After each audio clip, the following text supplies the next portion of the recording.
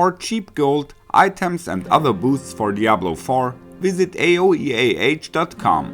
Check out the link in the description, you get 3% off with the code ARIAD. Hello and welcome everybody to my Season 5 Flay Barb guide.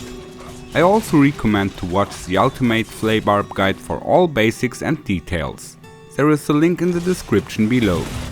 Here I will only repeat most important stuff and focus on the points being different in Season 5. The Flay Barb still is a great boss killer, but he also does very fine in the pits, and it probably will be the base for my PvP Barb build.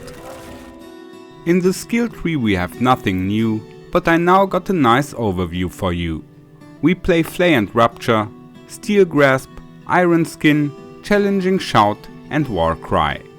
Key passive is again Gushing Wounds, so high critical strike chance and damage have priority. We will execute Flay with our two-handed slashing weapon, which should be a polearm, and we will choose the Axe Mastery in the expertise.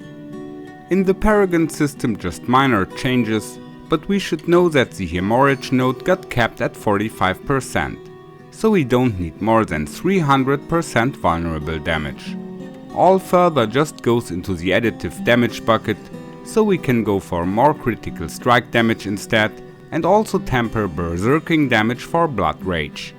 Since we attack with our polearm, we choose might and not ambidextrous here of course, but I also recommend to level up martial and territorial for sideboard use. Briefly the items, we play Harlequin Crest and Rage of Harrogath. This chest plate will reset our cooldowns very fast, so we always have our Iron Skin ready and are able to shout very often. New in Season 5, the Flay duration tempers are now in the utility slots, so gloves, pants, boots and amulet. Please note that imposing presents and martial vigor tempers like on the pictures are not possible anymore. We will temper max life or dodge chance instead, or fix our resistances. On the jewelry critical strike chance and attack speed are important, and on the amulet you can benefit from the passive skills Cut to the Bone and or Heavy Handed. Here comes the aspect of adaptability. For double ruptures we also need to play Weapon Master on the boots and Wanton Rupture on a weapon. Since Flay duration is no weapon temper anymore, we now can go for Rupture size. That will massively increase our damage area. We mainly want greater affixes on critical strike damage, and we also want to stack 300% damage to vulnerable. Strength also is great to increase the rupture damage, and we will need much life for higher pits, especially since there are no imposing tempers anymore. You can already start playing Flay quite early, even though there are better leveling builds for sure. As long as you miss the unique items, just play Undying and Aspect of Might on helm and chest.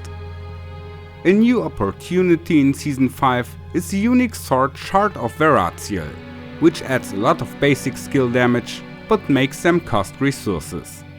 Since Flay still generates fury, we can handle this by just adding a Starless Skies ring. But when completely empty, we will need some resource aspect like Vocalized Empowerment, or we have to put out Steel Grasp or Challenging Shout to play Tactical Rallying Cry for charging up fury. Since the shard also adds basic attack speed, we can put away Rapid Aspect and imprint Inner Calm on the two-handed slot.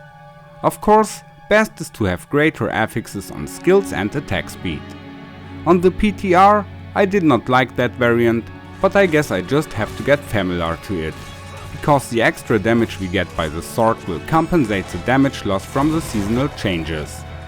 Most important things about the gameplay: when fighting masses of monsters, just play some elite monster 1 or 2 times and then press Rupture. That's how you get area damage. When the monster's life bar is all bloody, you don't need to hit it anymore, it will bleed out anyway, so just move on and let them die off screen.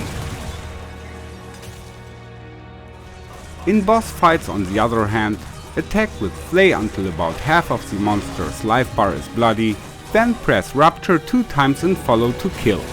So the Flay Barb is a great boss killer, and also does fine in the pits. For speedruns, team up with the Whirlwind Barb or any other build that clears the dungeon fast. You will take on the boss kill.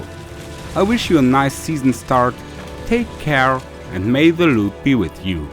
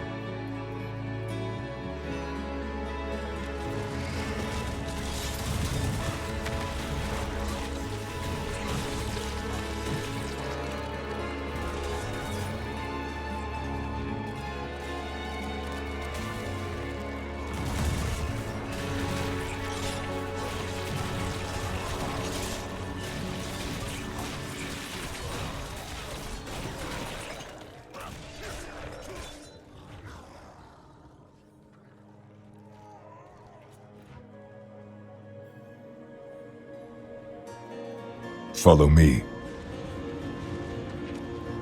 Thanks. Goodbye.